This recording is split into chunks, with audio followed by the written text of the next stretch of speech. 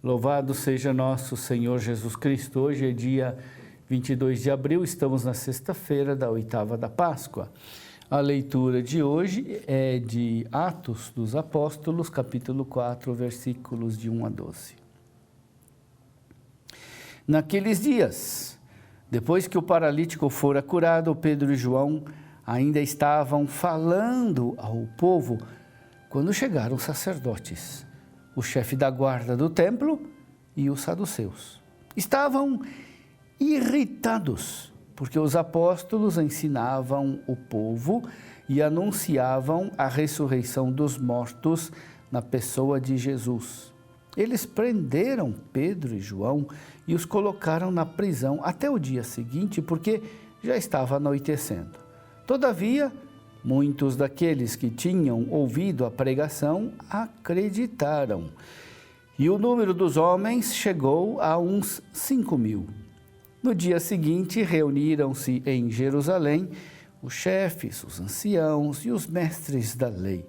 Estavam presentes o sumo sacerdote Anás e também Caifás, João, Alexandre e todos os que pertenciam às famílias dos sumos sacerdotes.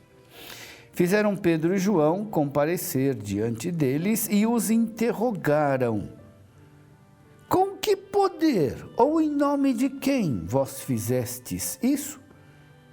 Então Pedro, cheio do Espírito Santo, disse-lhes: chefes do povo e anciãos, hoje estamos sendo interrogados por termos feito o bem a um enfermo e pelo modo como foi curado.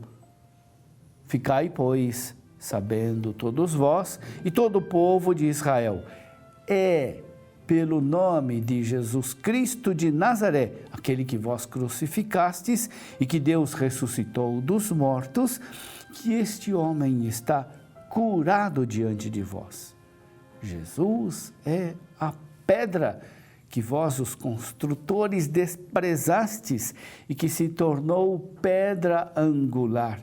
Em nenhum outro há salvação, pois não existe debaixo do céu outro nome dado aos homens pelo qual possamos ser salvos.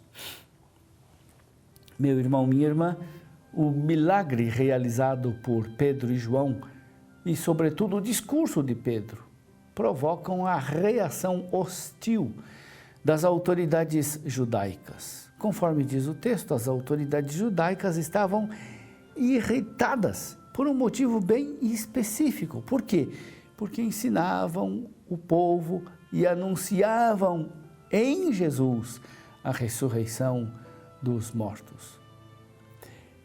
Quem eram essas autoridades e em que elas discordavam do anúncio dos apóstolos? São dois grupos políticos religiosos, os fariseus e os saduceus. Os saduceus são os encarregados da administração do templo e por isso são eles que promovem a detenção dos apóstolos Pedro e João, que fizeram a cura e pregaram no espaço do templo. O outro grupo, os fariseus, é o grupo dos doutores da lei. Eles se distinguem quanto à fé na ressurreição. Os saduceus, seguindo a antiga tradição bíblica, não acreditavam na ressurreição.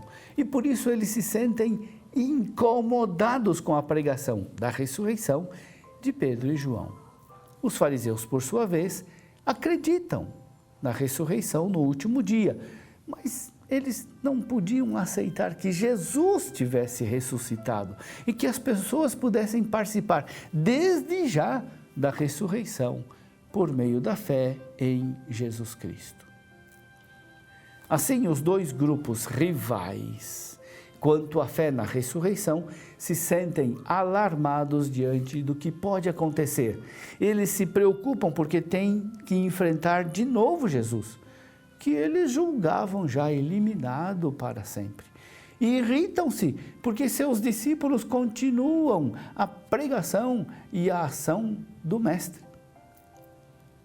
Os sacerdotes, o comandante da guarda do templo e os saduceus tomam a iniciativa de ir ao templo diante da massa de gente que os escuta.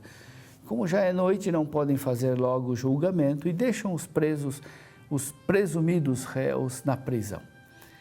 Na manhã seguinte, se reúne o grande conselho.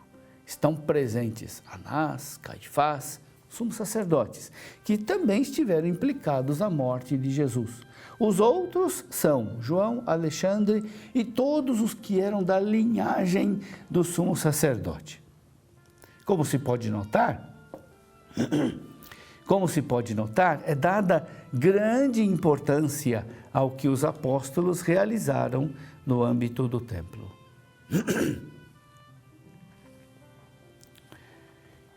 E começa o interrogatório que se coloca no terreno da cura operada.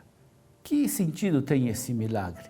De onde procede o poder de curar os enfermos? A quem os apóstolos invocam para fazer a cura? Pedro faz um breve discurso. Começa dizendo que há uma incongruência entre o que eles fizeram e a acusação levantada contra eles. Eles estão sendo julgados malfeitores por terem feito uma obra de misericórdia, por terem feito bem a um sofredor. Depois, Pedro identifica em nome de quem eles agem: Jesus, o Messias, o Cristo. Por fim, Pedro inverte os papéis no processo. O réu acusa os juízes de terem crucificado Jesus e afirma que Deus o ressuscitou dos mortos. Como prova da veracidade de sua palavra, apresenta o homem curado. Em seu testemunho diante do grande conselho, Pedro faz uma declaração de alcance universal e que vale para sempre, que vale para nós hoje. Em nenhum outro há salvação, pois não existe debaixo do céu outro nome dado à humanidade pelo qual devamos ser salvos.